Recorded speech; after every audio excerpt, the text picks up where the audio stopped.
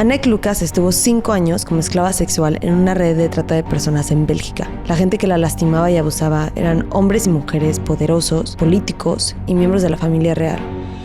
Hola y bienvenidos a un nuevo episodio de Y así les mato. Como siempre, yo soy su host Emi y voy a hacer el tercer y último caso que les dije que les iba a contar acerca de la trata de personas. Voy a hablar de temas bastante sensibles: violaciones, violencia contra menores y asesinato de menores. Si creen que no van a poder escuchar este episodio, los veo la próxima semana y lo más importante es que cuiden su salud mental siempre. Los quiero invitar a que vayan al Patreon a escuchar los casos que tengo ahí. Acabo de subir la semana pasada la primera parte del caso de Ed Kemper. Cuesta $3 mensuales y tienen 7 días gratis en el Patreon para ver cualquier episodio que quieran. Y pues espero verlos ahí.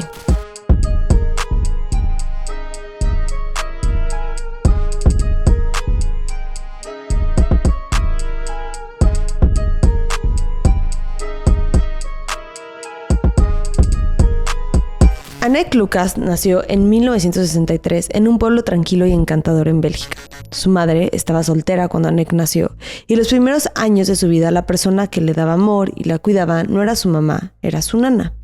Una mujer a la que amaba, y cuando su mamá se casó y se mudaron y perdió a esa figura materna, dejó de poder trabajar su trauma. Porque aunque era una niña bebé y era una niña extrovertida y social, sufría abuso por parte de su madre en la casa. Entonces, cuando la alejaron de su nana y de su lugar seguro, dejó de ser esa niña energética y como que se apagó. La figura paterna predominante en su infancia fue su padrastro, quien era el alcalde de Flanders, el pueblo al que se mudaron. Desde afuera parecía una familia normal, hasta perfecta.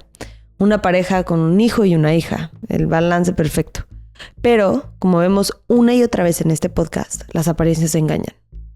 Lo que parecía una ama de casas, realmente era una mujer que trabajaba para una red de trata de personas y de niños y niñas.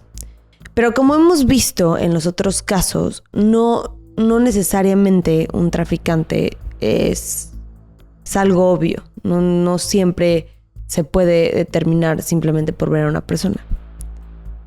Esta mujer empezó por decirle a la madre de Anneke que ella y su pareja podían cuidar a Anneke porque ella estaba ocupada con su hijo pequeño. Su mamá dijo que sí y múltiples veces a la semana la llevaban a diferentes lugares, siempre con un grupo de niños o niñas de diferentes edades. Esta pareja le enseñó a nadar y se estaban ganando su confianza cuando le llevaban a la playa y al parque y lo que quieran. Pero al mismo tiempo las van entrenando y preparando para lo que venía después. Anneke estaba chiquita, pero en retrospectiva los detalles de las cosas que se acuerda de estas salidas son realmente preocupantes, porque el grupo de niños y niñas cambiaba constantemente. La excusa de esta pareja es que eran primos y familiares que venían a visitar de Holanda, pero solo algunos de los niños y niñas eran holandeses, los demás eran belgas. ¿De dónde estaban sacando a tantos niños? ¿Los estaban secuestrando? ¿Estaban cruzando fronteras con ellos? ¿Los papás saben en dónde están o los están buscando preocupados? Pero para el resto del mundo, en la playa o en el parque, solo eran una familia grande. Nada sospechoso, no veían nada que reportar. Esta fue la rutina que hicieron aproximadamente un año hasta que la llevaron al primer evento de la red. Anneke estaba a punto de cumplir 6 años cuando esta pareja la llevó a un castillo. Primero la violaron y luego la forzaron a participar en una orgía. Recuerda ver a los hombres y a las mujeres vestidos de hippies en el cuarto en donde la amarraron del cuello. Estaban fumando y tomando y drogándose mientras la violaban y degradaban. Después de esa primera experiencia, llegó a su casa a contarle a su mamá con las palabras que una niña de 5 años tiene en su vocabulario para poder explicar una violación tal y como la vivió. Esperaba que su mamá tuviera una reacción protectora, que se indignara de su dolor, que la abrazara y la cuidara. Pero lo que pasó fue que su mamá la empezó a llevar a estos eventos. Ya no era esta pareja la que la vendía, era su propia madre. Es importante mencionar que esta red de pedófilos estaba compuesta de algunas de las personas más poderosas y ricas del país. No era una red de hombres cualquiera. Estaba compuesta de hombres y mujeres VIP del país, si así lo quieren ver. El jefe de la red era el ministro de Defensa Nacional, Paul Van den Boyens. Los miembros eran políticos, aristócratas y gente que trabajaba en el gobierno. Anek cuenta que no solamente era una red en donde podían actuar sus fantasías sexuales violentas y más oscuras con niños y niñas inocentes como ella.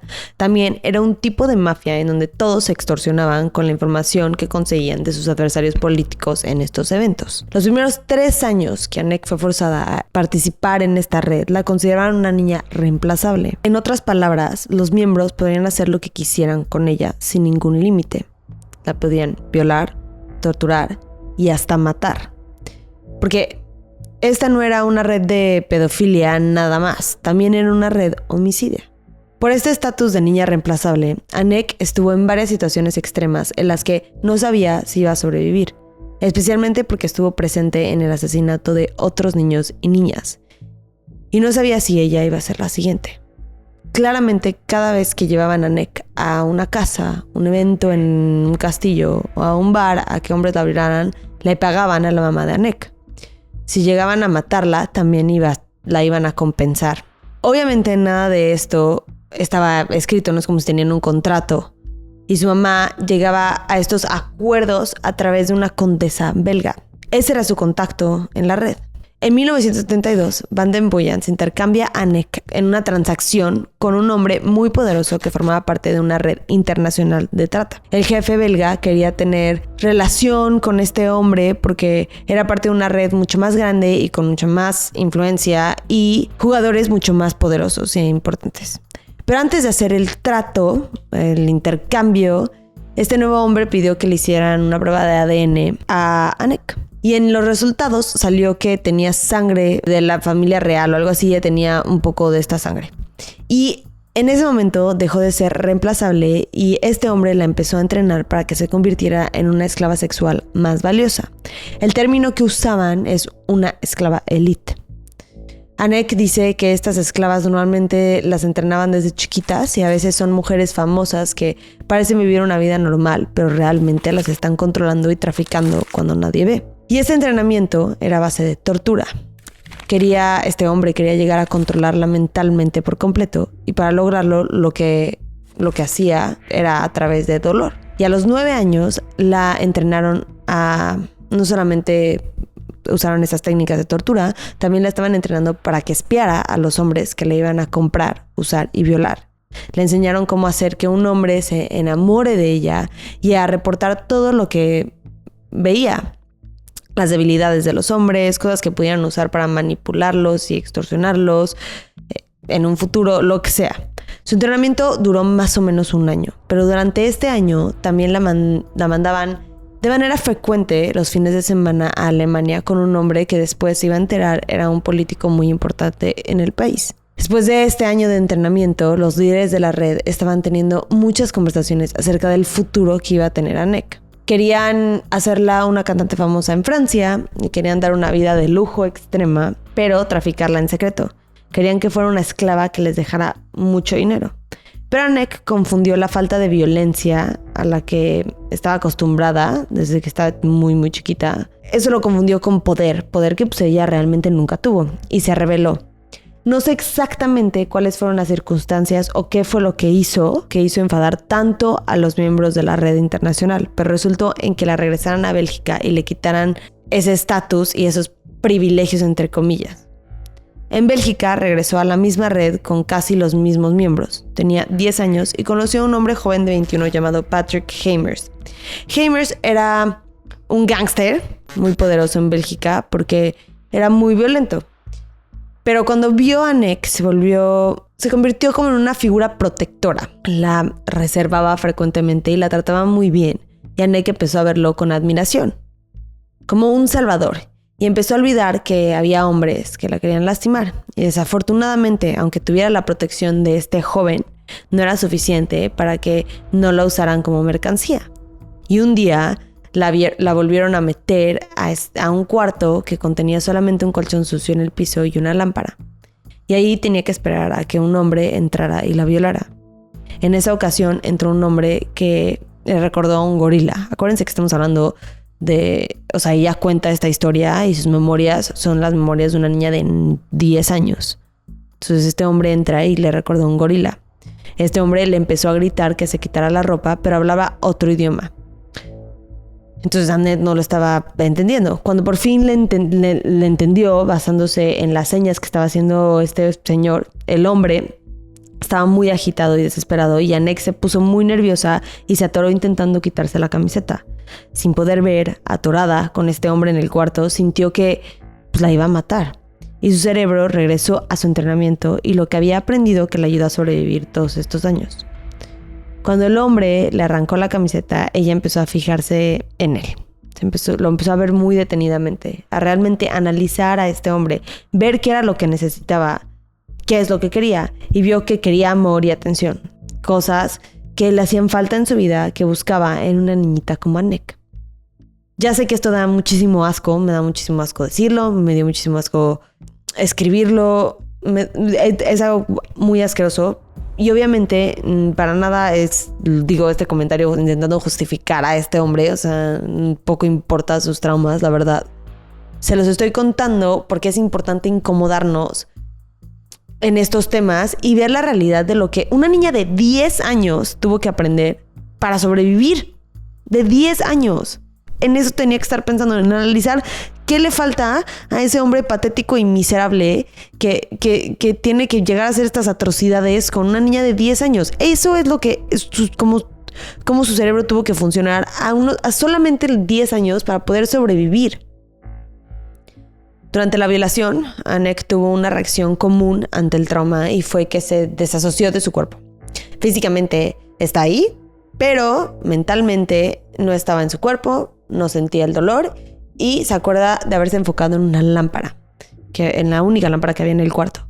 El color era beige y se estaba fijando mucho en la manera en la que estaba tejida la tela, pero siempre tenía que regresar a su cuerpo antes de que los hombres tuvieran el orgasmo, porque su reacción podía resultar en su muerte si no actuaba lo suficientemente dócil, si actuaba con asco, la podían matar, le podían pegar. Entonces tenía que siempre estar otra vez atenta cuando estos hombres acabaran para tener una reacción que le pudiera evitar dolor. Aproximadamente 6 meses después de que Heimers tomó su papel como protector en la vida de Annette, se convirtió en el abusador más violento que había tenido Annette hasta ese momento.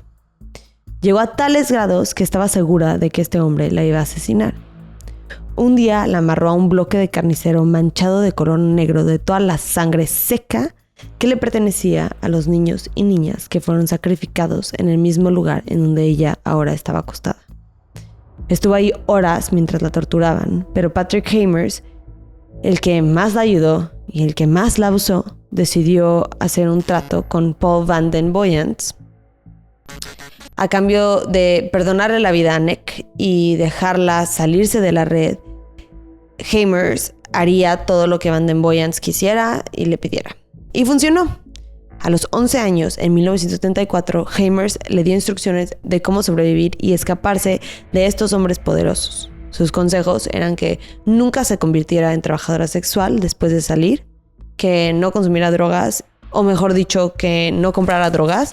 Si alguien le ofrecía, podía consumir, pero que nunca comprara o contactara a alguien para comprar drogas. Le dio reglas de qué tan seguido tomar y qué sustancias tomar.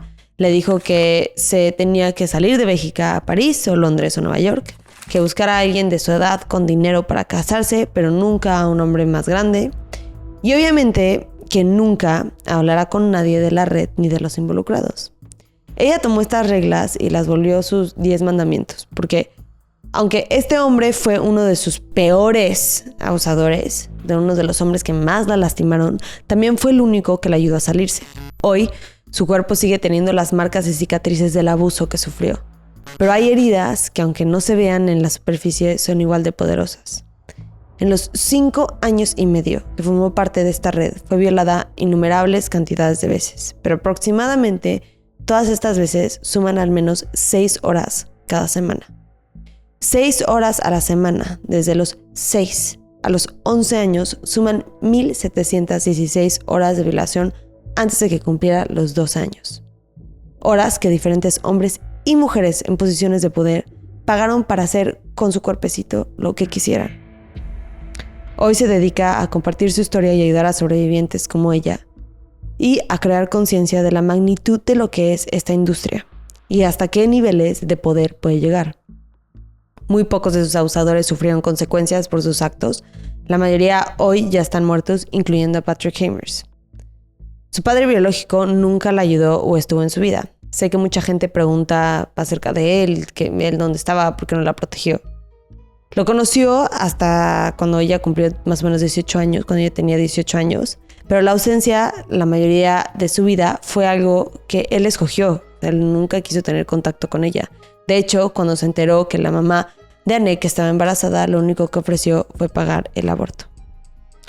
Anneke escribió un libro contando su historia titulado A Quest for Love. Por si a alguien le interesa leerlo, les puedo dejar el nombre abajo en la descripción de este video, junto con organizaciones que se dedican a ayudar a sobrevivientes, por si quieren donar o quieran leer un poquito más a profundidad del tema.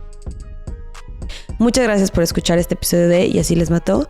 Nos vemos el martes con un nuevo episodio. Bye.